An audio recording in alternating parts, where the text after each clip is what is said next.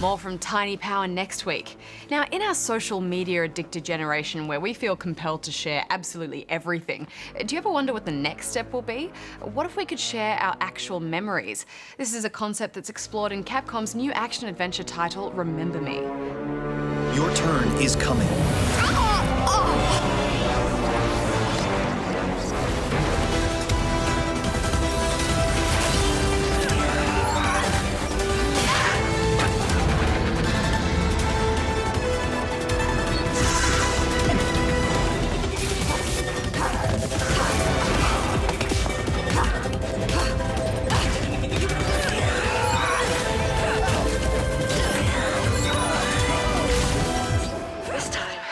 You'll remember me. The year is 2084 in what is now called Neo-Paris. A new brain implant called Sensen has swept the population, allowing people to share their memories online. My husband lives on here and here. But, of course, at the root of this tech is a mega corporation called Memorize, whose control over people's minds have allowed them to create a state of extreme surveillance. You play as Nilin, a former memory hunter who, after having her memory wiped, is recruited by a rebel group trying to bring Memorize down.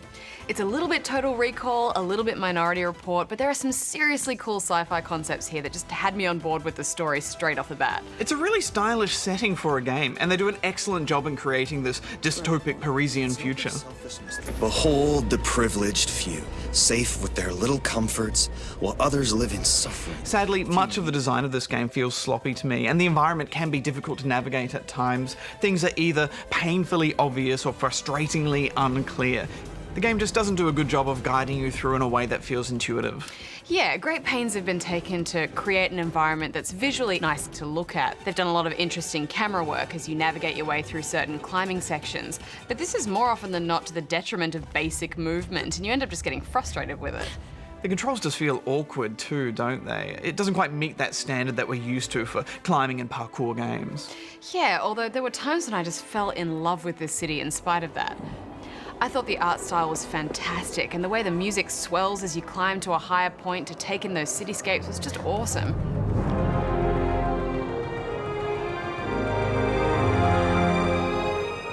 I was slow panning a lot, and that's a good sign.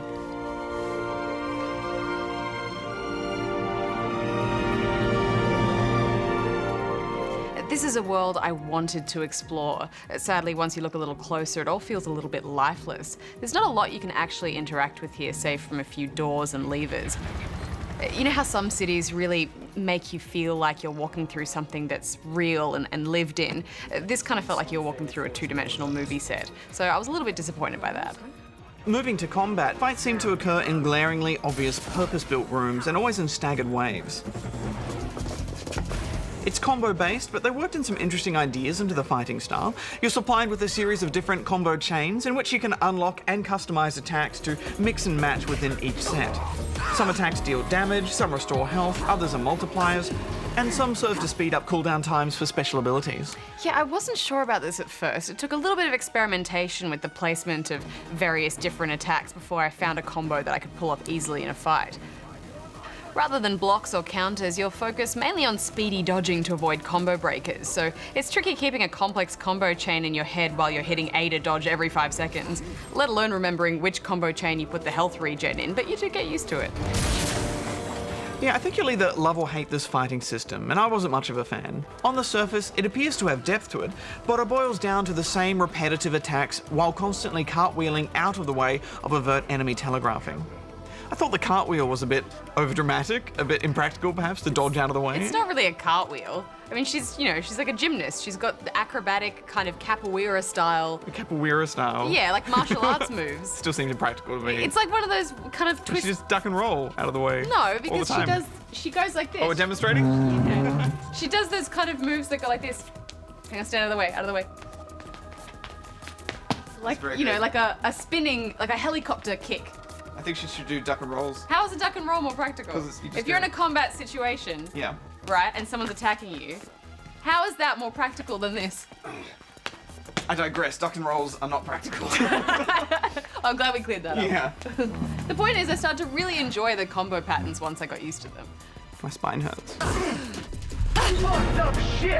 I mean, this is a game where you simply cannot win any fight by button mashing. It just won't let you. You're forced into making use of the attack combinations that you chose, and I think that's really cool.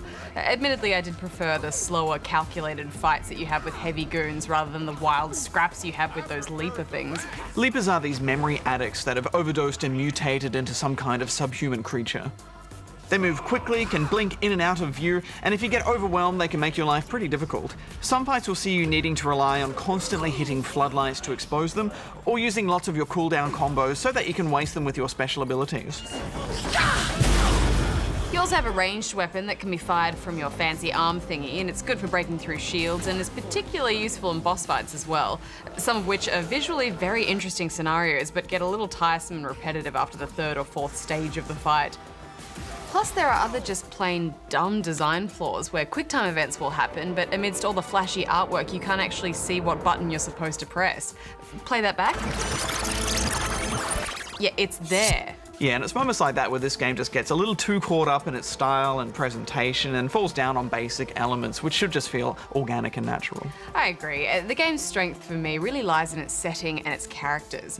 The story starts out a little convoluted, the amnesia certainly doesn't help, but Nilin makes for a seriously cool protagonist with some really great voice work too.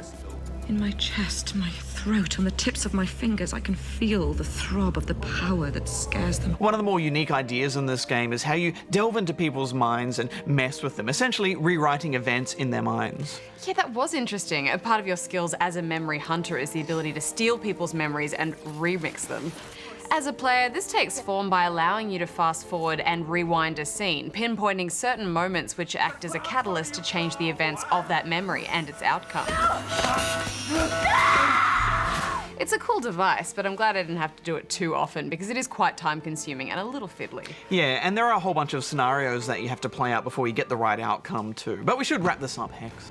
I loved that art and design, but not enough time was spent finessing the basic mechanics or adding depth to the world. Yeah, there were a few basic missteps. To me, it felt like half a game, and a lot of the ideas felt half-developed. It's such a shame because I was really intrigued by this story, and I love a good sci-fi world, and it could have been amazing, but I don't think it is, so I'm giving it 5.5 out of 10 rubber chickens. That's a fair score, and I should really score it the same. There are some inexcusable flaws here, yes. However, I did enjoy the combat, and I actually think a lot of the navigating the environment picked up as the game progressed. Well, kind of. You know, I got really attached to Nilin. I was committed to her cause, and I think when you're willing to put up with some pretty shoddy level design to see through a game's story, it shows they're doing something right. I was keen to stay in Neo Paris for a little bit longer, so I'm actually giving it 7. And now here's Dave.